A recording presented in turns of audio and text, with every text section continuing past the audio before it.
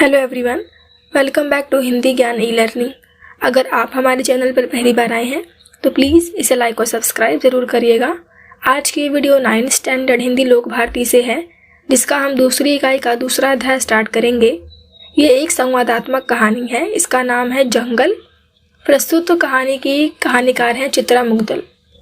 चित्रा मुग्दल जी ने अपनी लेखनी में वर्तमान समय में रितती हुई अर्थात खत्म होती हुई मानवीय संवेदनाएं, नए ज़माने की गतिशीलता और उसमें ज़िंदगी की मजबूरियों का चित्रण बहुत ही गहराई से किया है। जैसे कि मैंने आपको बताया कि प्रस्तुत पाठ एक संवादात्मक कहानी है। इसका मतलब ये होता है कि किसी विशेष घटना की रोचक ढंग से संवाद के रूप में प्रस्तुति संवादात्मक कहानी कहलाती है। प्रस्तुत कहानी में मुग्दल जी ने खरगोश के माध्यम से, इस प्रस्तुत पाठ में दो मेन पात्र हैं जो कि जुड़वा खरगोश हैं। एक का नाम है सोनू और एक का नाम है मोनू। तो खरगोश के माध्यम से बाल मानस की अनुभूतियाँ, प्राणियों के साथ व्यवहार और उनके संरक्षण एवं प्राणी मात्र के प्रति दया भाव को दर्शाया है। इस कहानी के एंड में आपको एक बात का पता चलेगा कि जिन पशु पक्षियों को हम अपने घरों में कैद करके रखते हैं तो उनकी क्या मनोस्थिति होती है, और उसे देखकर जो छोटे छोटे बच्चे होते हैं उनके मन पर क्या प्रभाव पड़ता है, इसके बारे में आपको पता चलेगा। कहानी को शुरू करने से पहले इसमें कुछ पात्र दिए गए हैं जिनके बारे में आपको जानना है। सबसे पहले इसमें आती है मांडवी दीदी, जो कि एक शिक्षिका है, और उनका एक बेटा है शैलेश। शैलेश की पत्नी है तविशा। शैलेश और तविशा का एक बेटा है जिसका नाम है पीयूष, और उनके घर में दो जुड़वा खरगोश हैं, सोनू और मोनू। रीडर अनिमा जोशी के मोबाइल पर फोन था। मांडवी दीदी की बहू तविशा का। कह रही थी, आंटी बहुत ज़रूरी काम है, अम्मा से बात करवा दे। ऐसा तविशा कह रही है किसको? अनिमा जोशी को, कि मेरी सासू माँ, मेरी अम्मा से बात करवा दीजिए। अनिमा दीदी ने असमर्थता जताई। असमर्थ यानी कि स्पष्ट भाव या अर्थ ना बता पाना। मांडवी दीदी कक्षा ले रही हैं, अर्थात लेक्चर ले रही हैं। बाहर आते ही वह संदेश उन्हें दे देंगी। वैसे हुआ क्या है, घर में सब कुशल मंगल तो है? ऐसा अनिमा जोशी ने तविशा से कहा।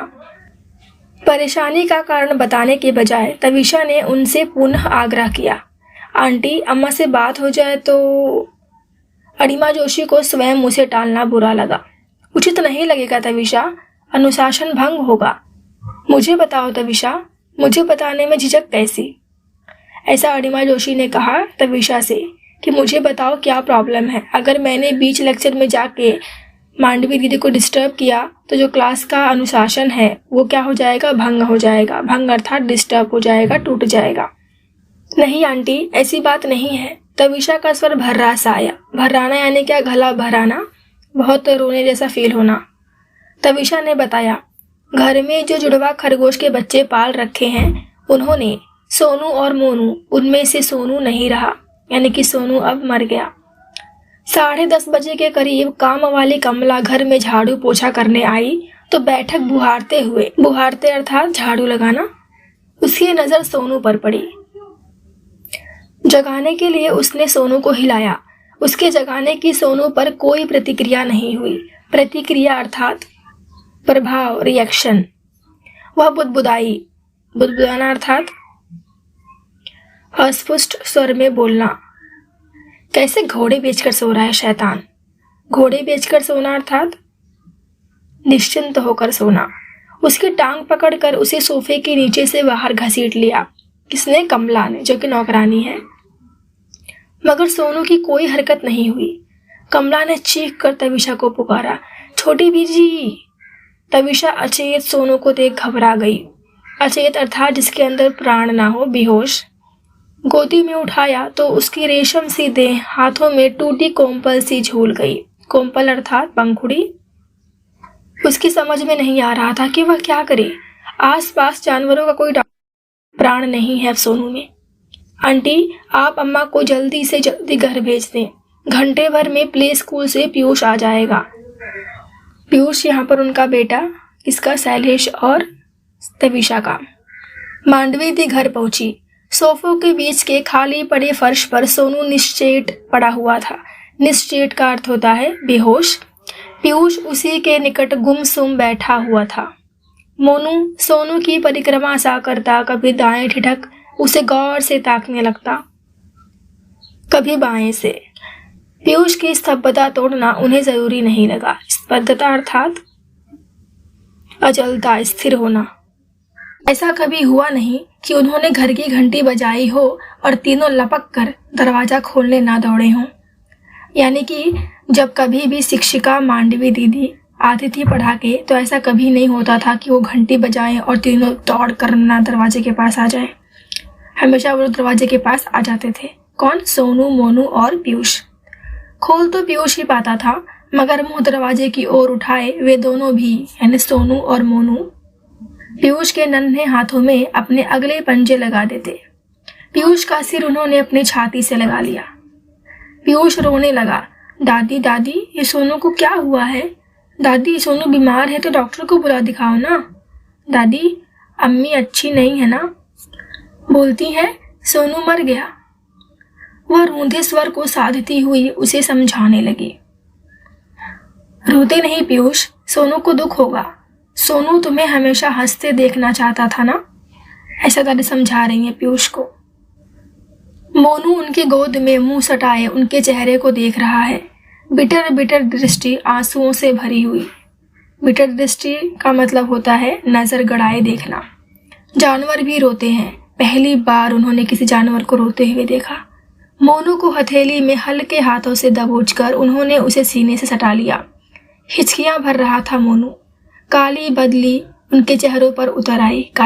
अणिमा जोशी के मोबाइल से उन्होंने बेटे शैलेश को दफ्तर में खबर कर देना उचित समझा था। यानी यहाँ पे अणिमा जोशी के फोन से मांडवी दीदी ने अपने बेटे को फोन लगाया। न जाने परेशान तवीशा ने शैलेश को फोन किया हो या ना किया हो। शैलेश ने कहा था, ऐसा करें, अम्मा घर पहुंच ही रही हैं, आप नीचे सोसाइटी में चौकीदार को कहकर सोनू को उठाकर अपार्टमेंट से लगे नाले में फिकवा दें। यहाँ पर शैलेश के स्वभाव का मालूम पड़ रहा है कि उसे जानवरों से इतना प्रेम नहीं था जितना कि औरों को था। उन्होंने शैलेश से स्पष्ट कह दिया था। छुट्टी लेकर वह फौरन घर पहुंचे। उनके घर पहुंचने तक पीयूष घर पहुंच चुका होगा। नाले में वह सोनू को हरगिज नहीं फिकवा सकती। हरगिज यानी कि ना, बिल्कुल भी नहीं। पीयूष सोनू को बहुत प्यार करता है। स्थिति से भागने के बजाय उसका सामना करना ही बेहतर है। यानी कि पीयूष को सच जो है वो बता देना चाहिए। सोनू को घर में ना पाकर उसके अबोध यानी कि मासूम मन के जिन सवालों से पूरे घर को टकराना होगा, उसे संभालना कठिन होगा। जमादार को घर पहुंचते ही वे खबर कर देंगी। जमादार का अर्थ होता है सफाई कर्मियों का सरदार। उनकी इच्छा है कि घर के बच्चे की तरह सोनू का अंतिम संस्कार किया जाए। पहुंचता हूँ, शैलेश ने कहा था। आ रहे हैं तुम्हारे पापा। नन्हे बच्चों की मौत होती है तो उन्हें जमीन में गाड़ दिया जाता है। दादी, उसके दिल को दुख क्यों हुआ था? ऐसा पीयूष अपनी दादी से पूछ रहा है। उसे अपने माँ बाप से अलग जो कर दिया गया। किसने किया दादी? पीयूष ने दादी से पूछा कि किसने उसको अलग किया। उस दुकानदार ने जिससे हम उसे खरीद कर लाए थे। दुकानदार पशु पक्षियों को बेचता है ना। तुम ही बताओ, माँ बाप से दूर होकर बच्चे दुखी होते हैं कि नहीं? ऐसा दादी ने पूछा पीयूष से। तब पीयूष ने कहा, होते हैं दादी। मम्मी 4 दिन के लिए मुझे छोड़कर नानू के पास मुंबई गई थी तो मुझे भी बहुत दुख हुआ था। दादी, दुख से मर जाते हैं कभी कभी पीयूष। सोनू भी मर सकता है। ये पीयूष और दादी के बीच का कन्वर्सेशन है, संवाद है। तब दादी ने कहा, मर सकता है। कैसे हट पकड़ लिया था पीयूष ने। ये बहुत पहले की बात हो रही है, जब सोनू और मोनू को घर में लाया गया था। वह भी खरगोश पालेगा, तोते का पिंजरा लाएगा। तवीशा और शैलेश के संग महरोली शैलेश के मित्र के बच्चे के जन्मदिन पर गया था पीयूष। उन लोगों ने मंझोली नीम के पेड़ की डाल पर तोते का पिंजरा लटका रखा था। जालीदार बड़े से बाकड़े में उन्होंने खरगोश पाल रखे थे। यहाँ पर शैलेश के मित्र के घर की बात हो रही है। पीयूष को खरगोश और तोता चाहिए। तवीशा और शैलेश ने बहुत समझाया कि फ्लैट में पशु पक्षी पालना कठिन है, वहां कहाँ रखेंगे उन्हें। पूरे दिन खरगोश बाकड़े में नहीं बंद रह सकते, उन्हें कुछ समय के लिए खुला छोड़ना होगा। छोटे से घर में वे भागा दौड़ी करेंगे, सुसु छिछी करेंगे, उनकी टट्टी पेशाब कौन साफ करेगा? तब पीयूष ने फटाक से आंसर दिया, दादी करेंगी। दादी पढ़ाने कॉलेज जाएंगी तो उनके पीछे कौन करेगा? तब पीयूष ने कहा, स्कूल से आकर मैं कर लूंगा। सारा घर हंस पड़ा। यहाँ पर पीयूष के व्यवहार का पता चल रहा है, उसके स्वभाव का पता चल रहा है कि इतनी कम उम्र में भी उसे पशु पक्षियों से बहुत प्रेम है। सब लोग तब और चकित रह गए जब पीयूष ने दादी को पटाने की कोशिश की कि दादी उसके जन्मदिन पर कोई ना कोई उपहार देती ही हैं, क्यों ना इस बार वे खरगोश और तोता लाकर दे दे। निरुत्तर यानी बिना उत्तर दादी उसे लेकर लाजपत नगर चिड़ियों की दुकान पर गईं। पीयूष ने खरगोश का जोड़ा पसंद किया, तत्काल उसका नामकरण भी कर दिया, सोनू और मोनू। सोनू मोनू के साथ उनका घर भी खरीदा गया, जालीदार बड़ा सा बाकड़ा। उस सांझ सोसाइटी के सारे हमजोली यानी कि पीयूष के दोस्त बालकनी में डटे खरगोश को देखते सहारते रहे और पीयूष के भाग्य से ईर्ष्या करते रहे। दूसरे रोज भी मोनू सामान्य नहीं हो पाया। आखिर उसके सगे जोड़े खरगोश की मृत्यु हुई थी। जानवर है तो क्या हुआ, उसे भी दुख हुआ था। पीयूष का घर का नाम पीयू था। पीयूष घर में रहेगा तो दोनों एक दूसरे को देख ढाढ़स महसूस करेंगे। ढाढ़स अर्थात धैर्य। उन्होंने स्वयं भी कॉलेज जाना स्थगित कर दिया। सुबह मोनू ने दूध के कटोरे को छुआ तक नहीं। बगल में रखे सोनू के खाली दूध के कटोरे को रह रहकर सूंघता रहा। उन्हें मोनू की चिंता होने लगी कि अगर ऐसा ही रहा हुआ खाएगा पिएगा नहीं तो मोनू भी मर सकता है।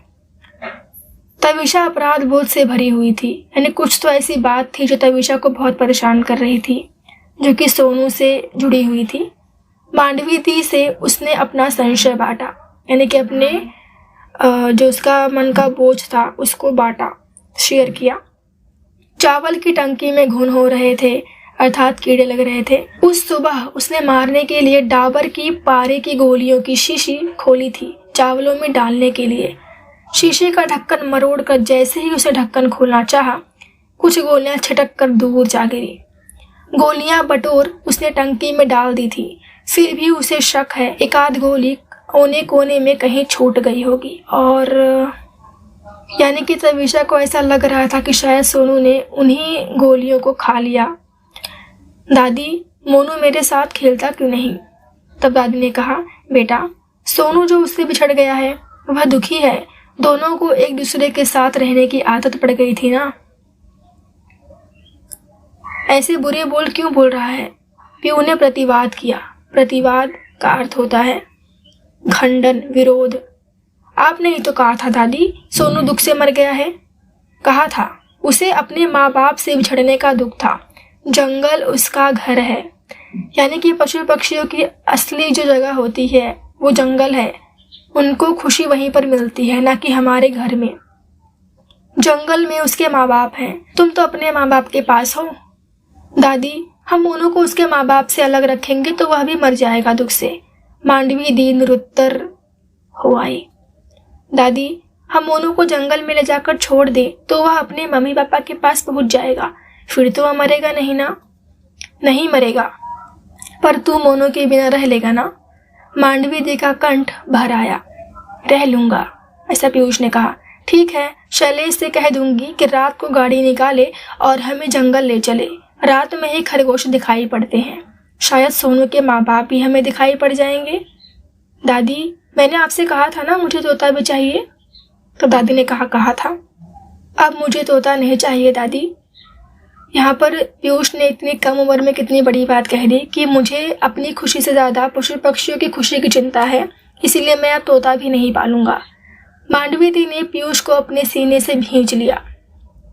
भींच अर्थात अपने सीने से लगा लिया। दनादन उसका मुंह चूमने लगी। इस तरह जंगल चैप्टर का यह संवादात्मक कहानी यहीं पर समाप्त होता है। मैं आशा करती हूँ कि आपको भी इस कहानी से कुछ सीख जरूर मिलेगा कि पशु पक्षियों की सही जगह जंगल है, ना कि अपना घर। Thanks for watching.